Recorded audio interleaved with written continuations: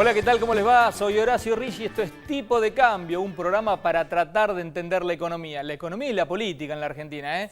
Un año bravo tenemos, ¿eh? Un año donde las cosas, bueno, claro, no son como años anteriores en cuanto al crecimiento económico, en cuanto a una inflación un poco más controlada, en cuanto a una situación del mundo distinta, porque el mundo está en recesión y la Argentina, claro, está insertada en ese mundo y en ese mundo insertada, claro, con el comercio exterior, con respecto al tipo de cambio, precisamente, se empieza a ver unos ciertos desbarajustes a nivel mundial. Si Brasil crece menos, nos pega a la Argentina.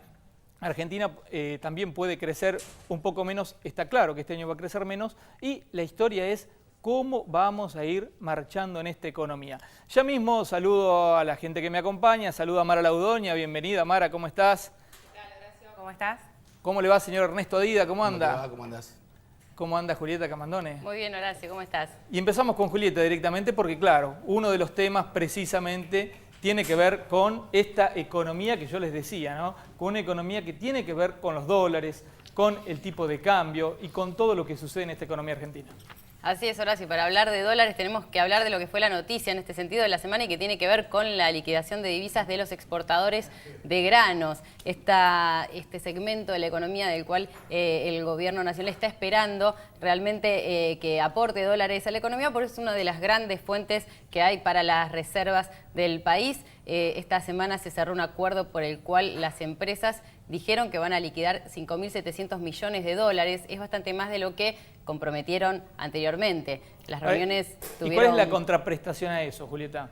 Bueno, Horacio, hay por un lado una idea de que se va a emitir un bono para que estas empresas, digamos, al liquidar las divisas, puedan comprar ese bono y ese esté atado a la cotización del dólar, ¿sí? Entonces sería como un resguardo ante una diferencia de tipo de cambio a futuro. Digamos, si en algún momento se quieren desprender de ese bono, cuando se desprenden de ese bono, lo que cobran es el tipo de cambio oficial, ¿no? El dólar a tipo de cambio oficial. Si hubo algún cambio, esa variación se va a ver reflejada en el dinero que reciban. Esto tiene que ver con un reaseguro, ¿no? Para las empresas, porque las empresas que exportan granos liquidan los dólares y reciben pesos y básicamente lo hacen para comprar la soja y los granos que les venden los productores, pero en un contexto en el cual, según dicen las empresas y también el propio gobierno lo dijo, los productores no tienen mucha voluntad de venta, les quedan los pesos a las empresas si traen los dólares y los liquidan. Entonces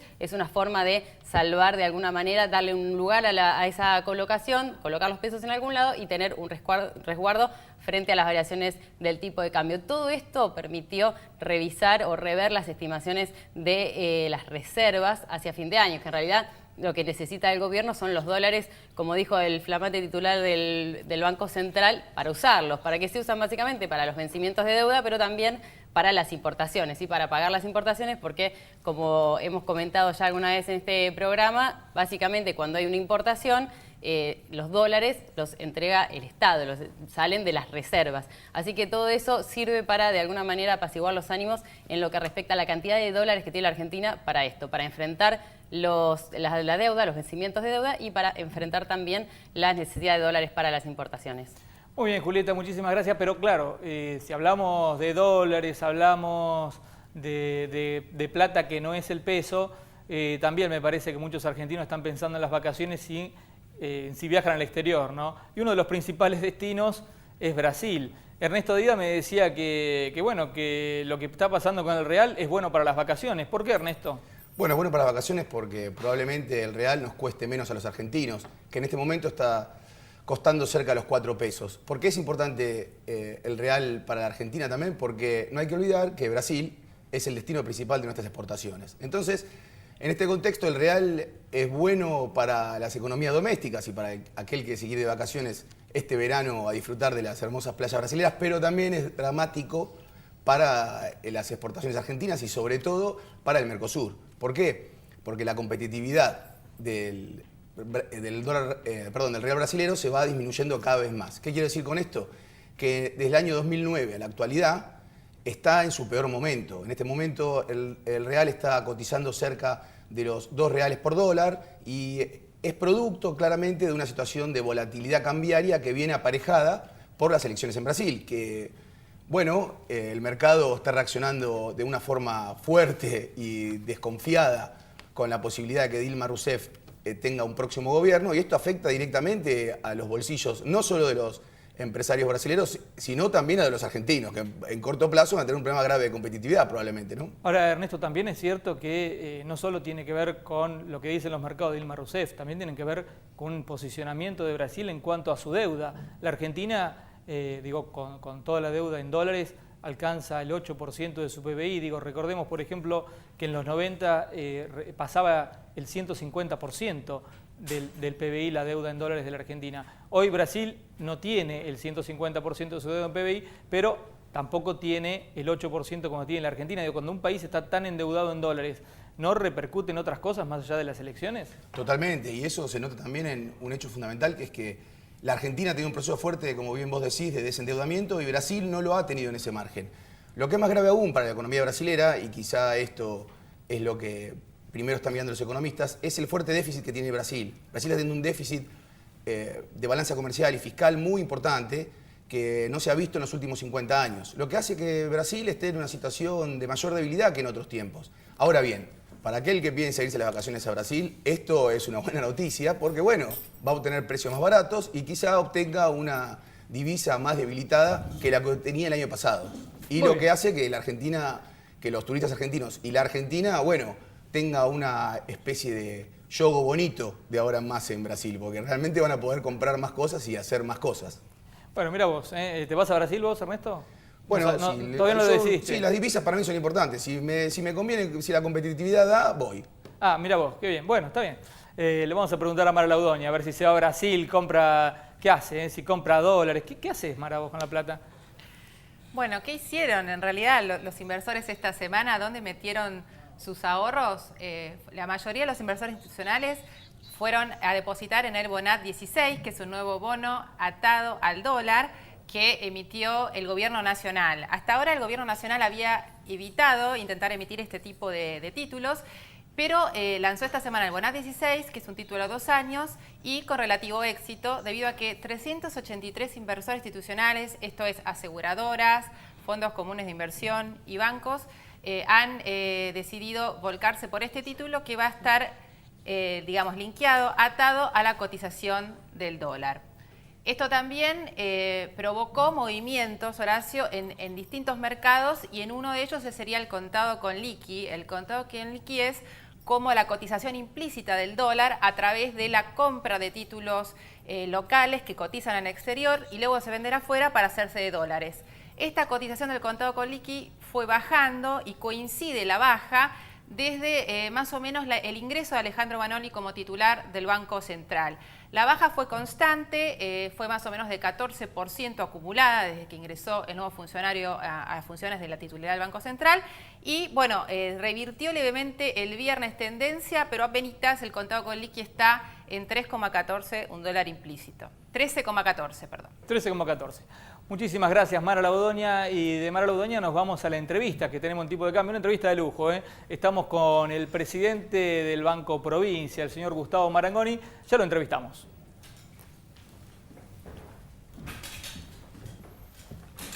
Gustavo, muchas gracias por venir. Gracias por la invitación. Bueno, es una historia muy particular la de los bancos en la Argentina, ¿no? Una historia muy particular, porque siempre hay una gran división entre los bancos públicos, cooperativos en el medio también, que en el fondo hay uno solo, que es el Credicop, y después la banca privada, que da la sensación, o al menos la sensación que tiene la gente, que es quienes se llevan la plata. ¿Están así? Mira, en primer lugar es cierto que afortunadamente para la Argentina hay una larga tradición de bancos públicos. El Banco de la Provincia, nosotros somos el banco con más trayectoria de la Argentina, América Latina. ¿Por qué es bueno? ¿Por qué para la gente que está mirando el programa le podemos explicar que los bancos públicos son buenos? Bueno, porque los bancos públicos hacemos cosas que no necesariamente están orientadas siempre por el afán de lucro, por la rentabilidad propia. Es decir, lo que buscamos también es la rentabilidad social. Cuando vos, por ejemplo, tenés 100 sucursales en lugares de la provincia de Buenos Aires donde vive muy poca gente, es decir, que no tenés escala para ganar plata, pero estás ahí por un rol de fomento, tenés una acción positiva que otros bancos no la hacen. O cuando le prestás, como hacemos nosotros, al campo, a los pequeños productores para que puedan cubrir las necesidades de su siembra o de su cosecha, también le estás dando una gran ventaja. O los préstamos hipotecarios, etc. Entonces, el banco público hace punta para inducir conductas y lo deseable, por supuesto, es que la banca privada vaya detrás. Ahora, para que esto suceda, existen árbitros, vamos a decirlo en lenguaje futbolístico, y el árbitro del partido de los bancos es el Banco Central. Entonces, el Banco Central, aquí y en todos los países, fija las reglas de juego e induce no solo a que se respeten, sino también, digamos, a que haya una estrategia, si querés, más ofensiva en el sentido futbolístico, es decir, que salgan a la cancha, que den préstamos, que de alguna manera también garanticen tasas de interés razonables para la inversión, por ejemplo, la iniciativa de inversión productiva, etc. Así que, bueno, yo creo que son naturalezas distintas. Es lógico que los bancos privados tengan el afán de lucro como móvil, pero también es muy razonable que haya una autoridad central que diga, mirá, buscás ganar, pero tenés que orientarte también a los fines específicos de financiar la inversión. Hubo un cambio de presidente del Banco Central hace poquito. Se fue Juan Carlos Fábrega y llegó Alejandro Banoli. ¿Cuáles son los cambios para los bancos a partir de ahí? Mira, hubo uno muy rápido que tiene que ver con el aumento de las tasas de interés para el pequeño ahorrista, que hoy más o menos está en el orden del 23%. A ver, subir la tasa de interés hace más atractivo ahorrar en pesos, así que desde ese punto de vista uno puede decir que es una medida bien orientada para, entre otras cosas, desestresar, descomprimir el mercado de dólares. Creo que, bueno, hace poco que está el nuevo presidente del Banco Central, el anterior, Juan Carlos Fábrega, creo que era un hombre también de una gran experiencia y un hombre que conocía mucho el sistema bancario. El actual tiene el objetivo claro de cuidar, utilizar las reservas de acuerdo a cómo esto pueda influir mejor en la economía real. Y bueno, estamos transitando las primeras semanas, así que habrá que esperar. Con respecto a las reservas, precisamente, digamos, ¿cuál es el nivel de reservas que a su modo cree que van a quedar en el Banco Central cuando termine el mandato del kirchnerismo? Es muy difícil hacer futurología y además creo que esto depende de algunos indicadores, de algunas variables que vos mismo mencionaste en tu presentación, en tu editorial. Da igual que suban o bajen el precio de los commodities, da igual que Brasil se recupere o no, da igual que tengamos un arreglo en nuestro frente externo. Entonces, esas variables obviamente impactan en el nivel que tengan las reservas. Sabemos que la reserva es una variable que se mira siempre y yo creo que es importante que la gente sienta tranquilidad respecto a las eventuales oscilaciones que puede tener el tipo de cambio, el nombre del programa de ustedes. Yo creo que lo ideal es siempre mirar las variables de la producción, del trabajo, pero uno no puede tapar el sol con las manos. Cuando la gente a lo mejor mira el dólar es porque hay un determinado nivel de incertidumbre. Es bueno inyectar confianza en la economía, es bueno que todos pongamos nuestro grano de arena para que eso pueda pasar y que veamos la forma, y nosotros lo hacemos cotidianamente porque el banco es el que más crece en préstamos de todo el sistema, el Banco Provincia. Nosotros creemos con hechos que hay que financiar la producción, pero es bueno que todos nos mentalicemos para ello y que, por supuesto, las reglas de juego orienten e incentiven en ese sentido, en esa dirección. Con respecto al ahorrista, ¿no? El ahorrista está en una suerte de encrucijada en cualquier lugar del mundo cuando hay inflación, una inflación que supera el dígito, sí. Porque, bueno, sabe que la plata que gana o que cobra con un sueldo, si se la guarda, lo que puede guardar, lo pierde por inflación, o pierde una parte importante por inflación. Digo, no pasa en la Argentina, es un macro tema de la economía, en realidad, lo que pasa siempre, ¿no? En la Argentina tenemos una inflación alta. Los bancos, bueno, aumentaron la tasa para que, de alguna manera, para los plazos fijos, pero sin embargo están todavía por debajo de la inflación. Por otro lado, parece hasta lógico que estén por debajo, pero ¿cuántos puntos más se puede acercar? Digo, hay un spread bastante alto, ¿no?, entre lo que los bancos pagan y lo que los bancos prestan. Bueno, no es tan alto porque de hecho, y además depende del tipo de banco del que estemos hablando, porque nosotros tenemos muchos préstamos orientados, como te decía antes, a la producción, muchos préstamos que tienen una tasa atenuada o una tasa subsidiada, así que allí el spread es menor. Coincido sí contigo en que en ninguna economía de ningún país del mundo la inflación es buena, digamos, porque distorsiona todo. Imagínate que nosotros estemos hablando acá y hay un ruido que cada vez sea más intenso y cada vez sea más alto y te distrae y no te permite concentrarte y perturba y hace que nos derivemos de la conversación. Con la inflación pasa exactamente lo mismo, perjudica a los laburantes porque cobran su sueldo 30 días después, perjudica al comerciante porque no sabe a cuánto va a poder reponer la mercadería y perjudica al ahorrista porque empieza a dedicarle demasiado tiempo a la especulación. Entonces, creo que obviamente la estabilidad tiene que ser el objetivo de todo proceso económico. La estabilidad, la distribución del ingreso, el crecimiento son los tres propósitos de una política económica, no hay otros. Ahora, vos tenés que ir regulando y orientando qué nivel de inflación es compatible con un determinado nivel de crecimiento y con un determinado nivel de distribución del ingreso. Estas tres variables tienen que estar en equilibrio. Si vos tenés un proceso de distribución del ingreso que es positivo, pero la inflación se te va muy arriba, se te va a terminar perjudicando la distribución del ingreso. Y si vos creces mucho, pero no tenés una buena distribución del ingreso, probablemente en el largo plazo no puedas seguir creciendo porque vas a tener muchas presiones sociales, muchos conflictos políticos. Entonces lo importante es la política que busque armonizar estos tres fines, sabiendo que tenés que prestarle mucha atención a cada uno y no podés privilegiar solo uno de ellos. El gobierno apuesta al consumo. Para los bancos esto es bárbaro, pero para la economía en general, ¿está totalmente de acuerdo? Volvemos al tema del equilibrio. Es bueno, a quien no le gusta consumir, digamos, vivimos en una sociedad que te incentiva al consumo, encendés la tele, probás algo, cambiá, comprate, tenés el último celular, cambialo por uno nuevo o cualquier otro tipo de consumo, pero el consumo tiene que tener también una correlación con el nivel de ahorro, con el nivel de inversión. Si todos consumiéramos y nadie produce, nadie ahorra, nadie invierte, finalmente no tendrías que consumir. Entonces, me parece que vos tenés que poner todos los jugadores dentro de la cancha y saber que acá hay una punta del ovillo que siempre está conectada con la punta que está al final del ovillo. Ojalá todo fuese independiente, pero ¿viste cómo se dice en los barrios, en el tono coloquial?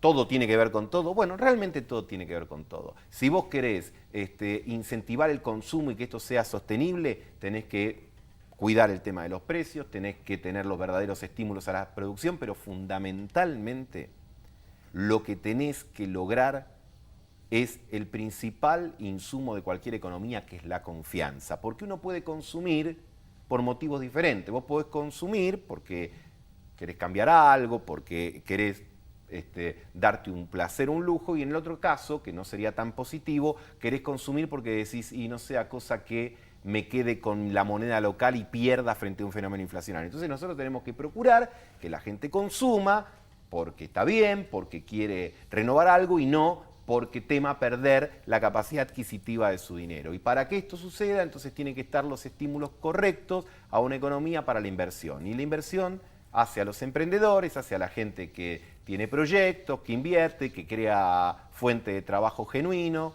y yo creo que hacia ahí tenemos que tender nosotros.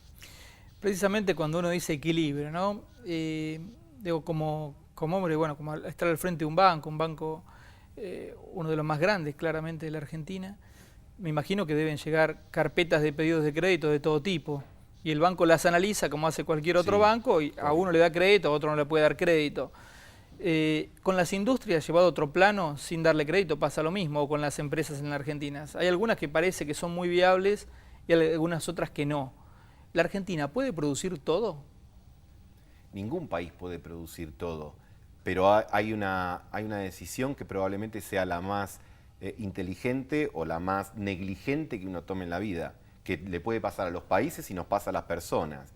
A ver, si yo digo mañana me voy a dedicar a querer ser jugador de fútbol de primera categoría en mi club preferido y el mejor club de la Argentina, que es River Plate. Chacarita. No, perdón. No, probablemente por más esfuerzo que ponga no lo voy a lograr, porque por edad, por mis capacidades físicas, por mis habilidades, por mis aptitudes, por lo que los economistas llaman ventajas comparativas y competitivas, digamos, no es la mía. Ahora, otras cosas sí puedo hacer. Entonces, evaluar realmente qué podés hacer de acuerdo a tu dotación de factores, es decir, a la geografía que tenés, a tu capital humano, bueno, ahí la cosa empieza a pintar mejor. Entonces, no se trata de decir, industrializar, fenómeno, está bien, ¿quién puede estar en contra? Pero ¿qué querés industrializar? Nosotros lo primero que tenemos que industrializar es nuestra ruralidad. ¿Por qué? Porque la Argentina es el Messi del complejo agroalimentario mundial. Porque nosotros tenemos, no solo por clima y tierra, sino por experiencia, por conocimiento aplicado, la mejor capacidad de producir alimentos del mundo. Después tenés petróleo, vaca muerta, gas, me refiero, shale, tenés minería, tenés turismo, tenés determinados sectores en los que tenemos una capacidad de competir. Ahora, vos decís, ¿podría Argentina competir en producir camisas de bajo costo para vender al mercado mundial? Y te digo, vas a estar complicado. Estamos complicados, sí. Vas a competir con Sri Lanka, cuya mano de obra, bien, mal, por motivos ajenos a esta conversación, hacen que a lo mejor un obrero allí gane $80 por mes y vos jamás vas a poder pagar eso, y ni debés pagar eso en la República Argentina. Entonces, a lo que apunto es que vos tenés que, en un país como la Argentina, apuntar, agregar valor y apostar a la calidad. Apostar a la calidad. Y en la Argentina tenemos que asociarnos con la idea de la calidad. La calidad es deseable en todo, en la economía, en la política, en las instituciones. A veces hay una idea de hacer el elogio de lo berreta, y eso me parece a mí que no lleva a ningún lado, o plantear que el tema, que si hablas de temas de calidad, es medio garca en la agenda, y no tiene nada que ver. Es decir, el mundo compite por calidad, y calidad es la mayor cantidad de educación, de valor agregado, de los mejores insumos que vos puedas poner en lo que producís, sea esto material o servicio, sea un intangible. Y yo creo que los argentinos tenemos que apostar a eso. Gustavo Marangoni, vamos a seguir hablando con Gustavo Marangoni, precisamente, vamos a hablar de política con Gustavo Marangoni, pero en el segundo bloque, ¿eh? Vamos al corte y volvemos enseguida.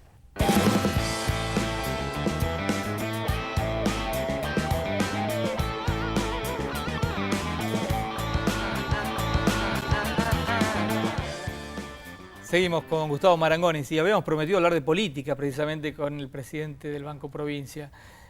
Marangoni, ¿va a participar en la Ciudad de Buenos Aires? Sí, sí, estamos trabajando con un equipo grande de gente, no solo para la candidatura de Daniel Scioli presidente hacia el 2015, sino también para tener una presencia en las PASO. Me parece que primero son las primarias.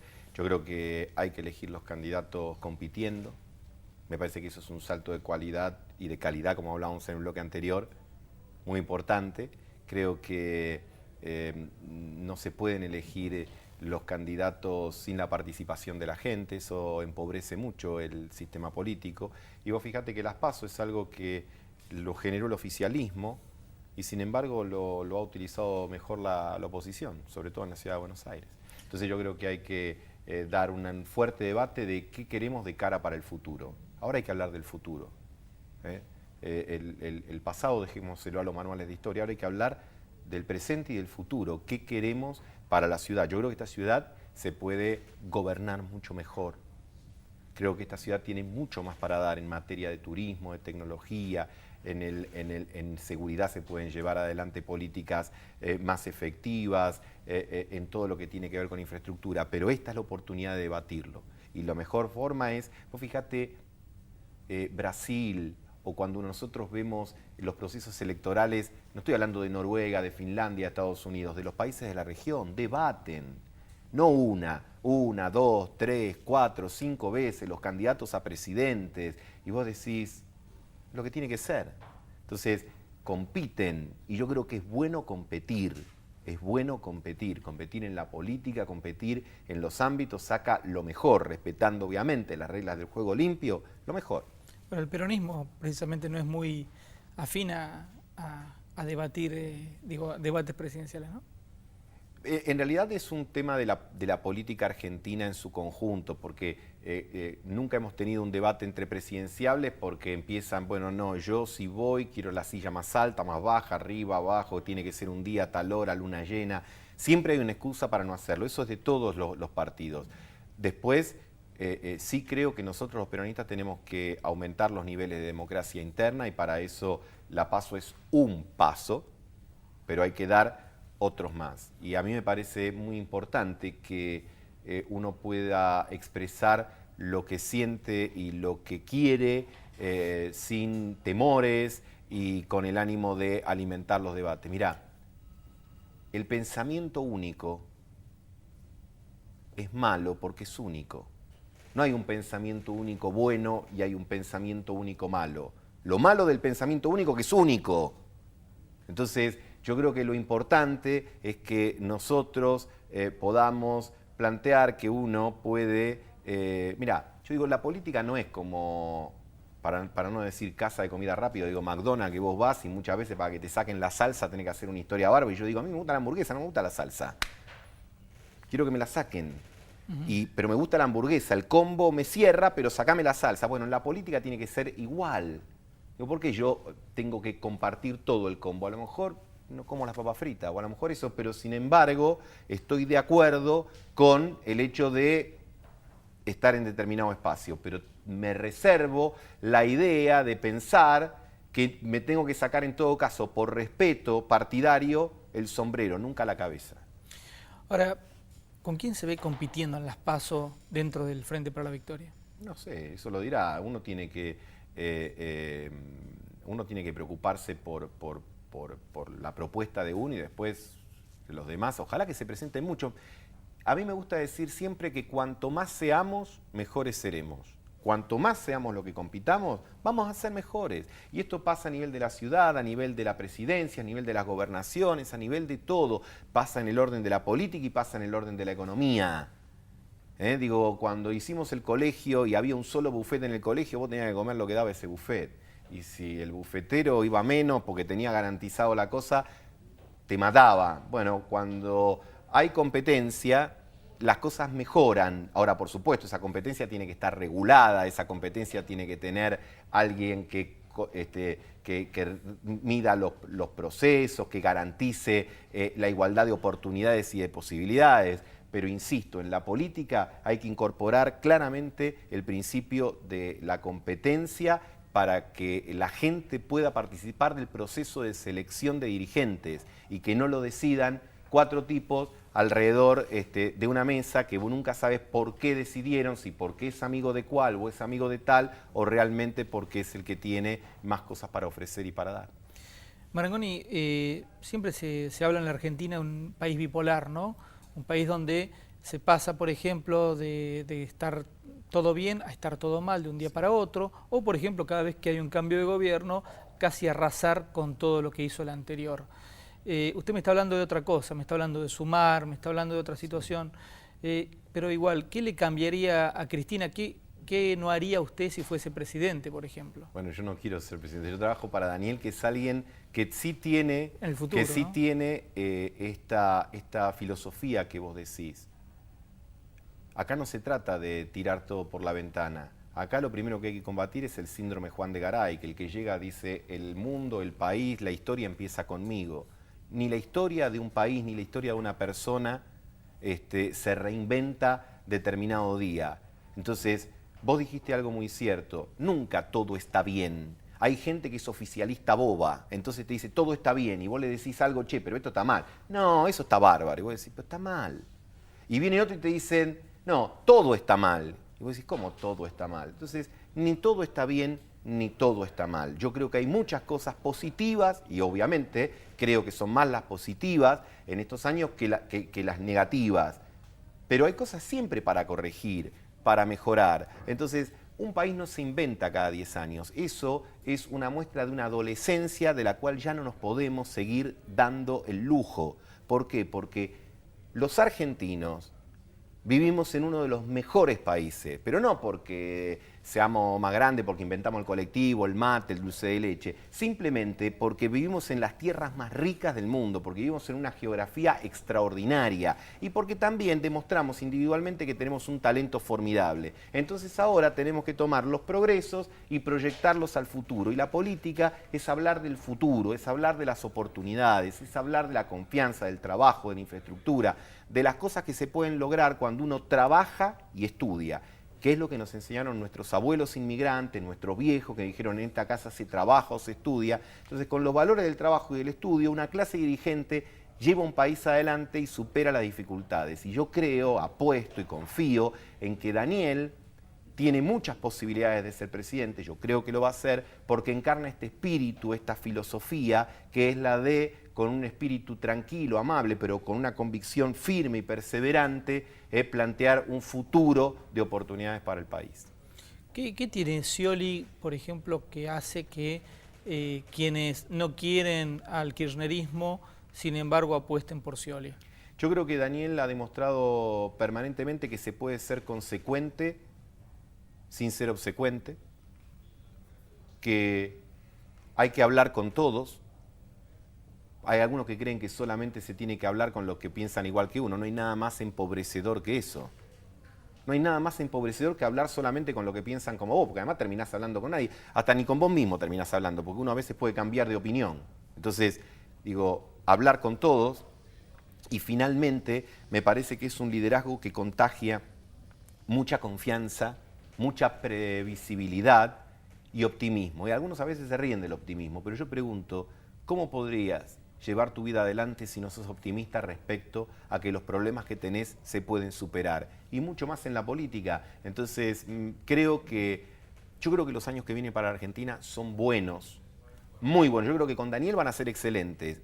Y si no ganan a Daniel, van a ser buenos, son muy buenos. Obviamente que yo creo en el equipo y en las ideas de Daniel, pero no plantearía nunca una elección en términos de que si gana uno es el paraíso y si gana otro es el infierno. El infierno o el paraíso no lo vamos a ganar los argentinos por la responsabilidad que pongamos en cada cosa para hacer lo que está a nuestro alcance lo mejor posible. Marangoni, ha sido muy amable de pasar por Tipo de Cambio. Lo comprometemos para una próxima entrevista cuando directamente participe en las PASO. ¿Qué le parece? Muchísimas gracias. Aceptada la invitación. Aceptada la invitación. Era Gustavo Marangoni, presidente del Banco Provincia, un hombre que obviamente va a participar en política, ya lo dijo, va a participar en las PASO en la ciudad de Buenos Aires. Y bueno, vamos a ver cómo sigue la historia y cómo le va. Pero antes de cómo sigue la historia y cómo le va a venir nuevamente. Así que ya se comprometió Marangoni a estar con nosotros nuevamente. Ahora nos vamos a hablar de economía nuevamente y estamos con Julieta Camandone. Horacio, vamos a hablar de las cuentas públicas, tema difícil si los hay, pero te voy a contar un poco qué pasó con los números del país hasta agosto, que es el último dato que conocemos, que fue informado en esta semana.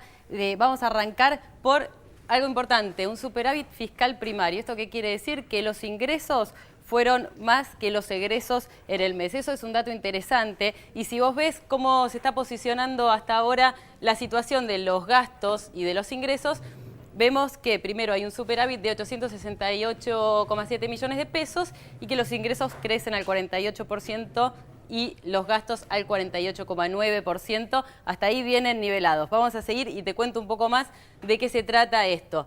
Vamos a desglosar cuáles son los componentes del gasto, es decir, en qué se va la plata. La gente a veces se pregunta, bueno, el Estado que recauda, ¿qué hace con los impuestos? ¿Qué hace con todo el dinero que le entra? Bueno, ¿a dónde va? Claramente también se ve en la vida cotidiana de cada uno, se va.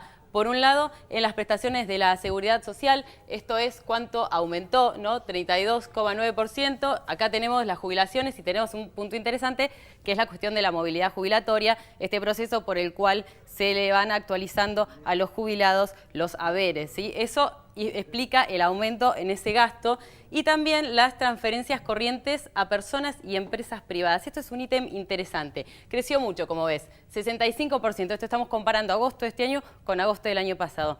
¿Qué son estas transferencias? Son, por un lado, las transferencias a personas, las asignaciones familiares, acá entra todo lo que es PAMI, lo que es el plan Progresar y distintos planes del gobierno, pero también entra algo que son los subsidios a las empresas, básicamente, que son en realidad subsidios a las empresas, pero también repercuten en la gente, porque son básicamente los subsidios al transporte y a la energía, los que pesan en este punto, y eso también hace que las tarifas de estos servicios sean más accesibles para la gente. Sí, en eso hubo un gasto importante, un crecimiento importante del gasto. ¿Y dónde más hubo crecimiento importante? En los gastos de capital. Ahí te pongo un poco de qué se trata, por ejemplo, el plan de viviendas Procrear, Atucha 1 y ARSAT, y demás obras de infraestructura que salen, bueno, el dinero sale de las arcas del gobierno. Y después vemos los gastos más corrientes, si querés, son los gastos en personal, que crecieron 37%, y de la seguridad social, que crecieron casi 33%.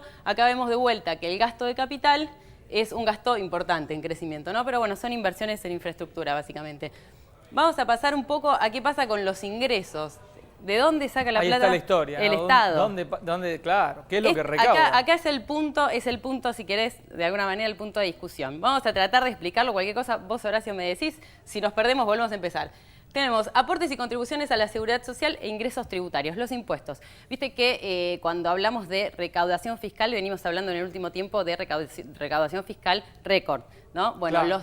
los datos están ahí, 30% y 27% respectivamente, y acá llegamos al punto de la diferencia. Las llamadas rentas de la propiedad, que son las transferencias que hace el Banco Central, transferencias que en realidad son, según la visión de algunos, un financiamiento. Y acá está el punto en el cual difieren los que dicen que las cuentas públicas están bien de los que dicen que las cuentas públicas están mal. Básicamente esto que creció muchísimo también, 290%, es un montón, y tiene que ver con el financiamiento. Son préstamos que les llegan que llegan a la caja para ser distribuidos en los distintos gastos que ya vimos, ¿sí? Ahora, nosotros los estamos contabilizando acá, al principio, como ingresos, ¿sí? Pero ¿qué pasa? ¿Y dónde está la discusión? Claro, ¿dónde lo ponemos en el balance? ¿No? ¿A dónde lo ponemos? Como en la escuela, cual. ¿te acordás cuando en la escuela tenías que poner de un lado o del otro? Así Siempre, es. Claro. Sí. Así es, bueno, Bien. La historia es esa, es dónde lo ponemos dentro de la balanza.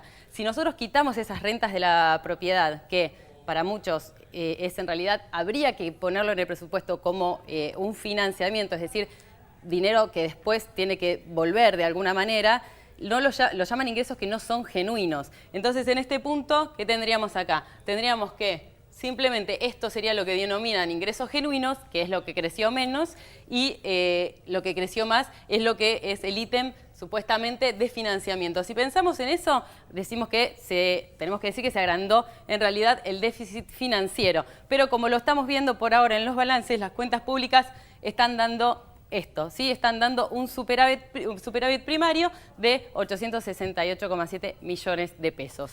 Muy bien, Julieta Camandone, muchísimas gracias. Yo me preocupo de otras cosas también, ¿no? Digo, más allá de las cuentas públicas, que obviamente siempre es una preocupación, me preocupa, por ejemplo, lo que está pasando con el petróleo, ¿no? Porque está bajando el precio y algunos dicen, bueno, pero si sigue bajando el precio, este tipo de Arabia Saudita que teníamos en Vaca Muerta, ¿qué va a pasar? Porque hay que invertir ahí y las inversiones llegan siempre y cuando tengan una rentabilidad luego. Y además de esa historia, yo me preocupo de otra cosa, ¿no? Cada vez que voy a cargar el tanque de nafta, la nafta es más cara, no es más barata. El precio baja del petróleo, pero la nafta sube. Bueno, hay muchas cosas que parece que no entiendo. Vamos a ver si me las explica Ernesto Adida. Bueno, el petróleo está teniendo en estos últimos meses una caída muy fuerte. Hay que recordar que en esta semana cerró cerca de los $80 y hace 4 meses estaba casi $120. Esto quiere decir que en este cambio de cotización ha habido ganadores y perdedores. Entre los ganadores claramente se ubica Arabia Saudita, que es el país que más barato extrae el petróleo y que muchos dicen que está detrás de esta especie de baja forzada porque ha empezado a vender mayor cantidad de petróleo en sus existencias y ha hecho bajar el precio del barril. Claro, ¿lo hace en contra de Vaca Muerta, decís vos? Bueno, acá hay dos explicaciones, la que podríamos llamar la explicación de mercado y la explicación conspirativa. Bien. La explicación de mercado es la que podríamos decir que básicamente... Claro, hay más petróleo, entonces hay más oferta, menor precio. Exactamente, Bien. y básicamente que Arabia Saudita lo que está haciendo es tratar de cambiar las relaciones de poder con este nuevo poder dentro del mercado petrolero, obviamente, con este nuevo surgimiento en los últimos 20 años del shale gas y el shale oil, que son lo que Argentina tiene, lo que Argentina posee debajo de su suelo y que también posee Estados Unidos. ¿Qué hace Arabia Saudita? Arabia Saudita, en teoría, está empezando a enviar al mercado una mayor cantidad de petróleo para lograr que se baje el precio.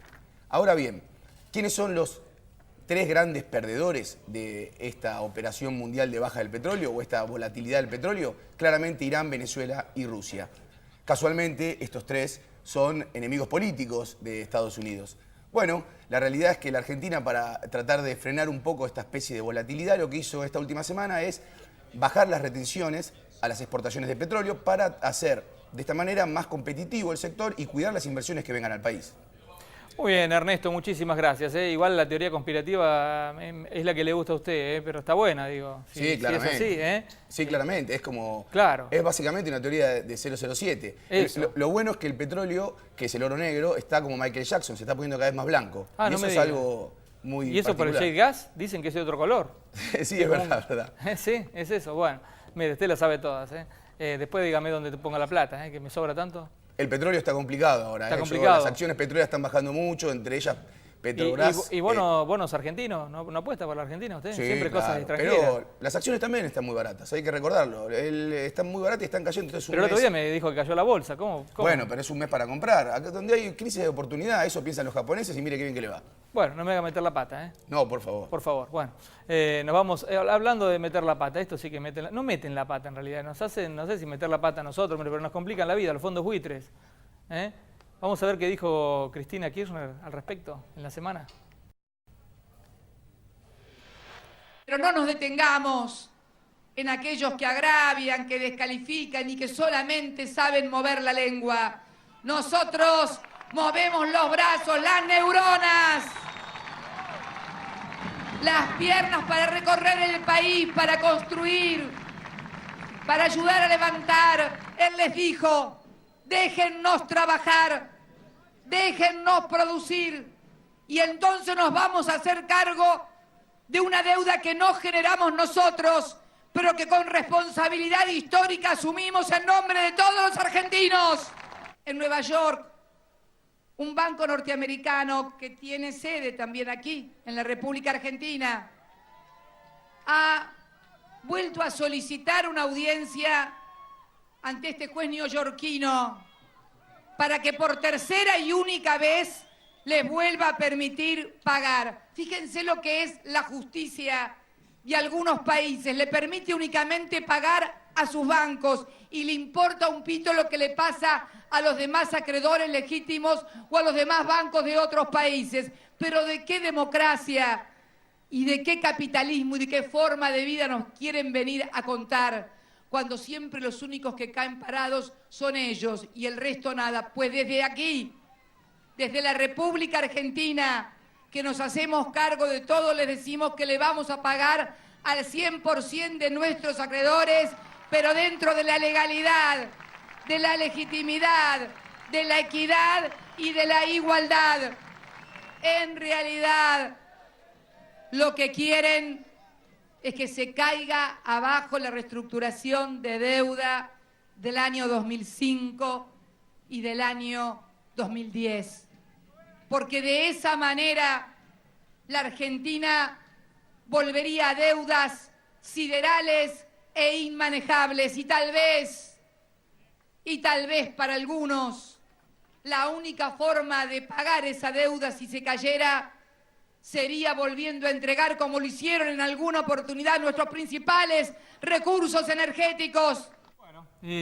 Ahí, Cristina, siempre dura con los fondos buitres, Julieta. Así es, una negociación, Horacio, que sigue su curso. Ahora lo próximo que va a suceder es que el juez Tomás Griesa llamó a una audiencia y en este caso para definir la situación de una entidad bancaria, del Citibank, que como se acuerdan ya pidió 2 veces poder pagar los bonos que son argentinos, de legislación argentina. Bueno, Griesa quiere ahora darle una solución definitiva, así que las partes pueden presentar, las partes que son la Argentina, los fondos y los abogados, obviamente, del Citibank también pueden presentar todos sus argumentos por los cuales creen que el Citibank tiene que poder pagar los bonos con legislación argentina y de alguna manera eso definiría en realidad cuál es la llegada o el alcance de Griesa, porque si ya no tiene legislación sobre los bonos argentinos, que es lo razonable, es lo que ha pasado hasta ahora porque les permitió pagar, ya se descomprime un poco la situación. Igual la plata sigue en el boni, la plata de los bonistas argentinos que la Argentina pagó sigue en el Banco de Nueva York. Bueno, pero lo cierto es que hasta ahora Griesa le dio la derecha al Citi para poder pagar.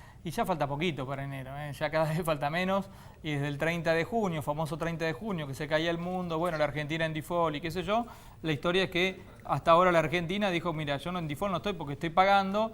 Los demás dicen, bueno, las calificadoras sobre todo dicen, están pagando. El mercado no dice que la Argentina está en default de alguna manera porque los bonos no están cayendo.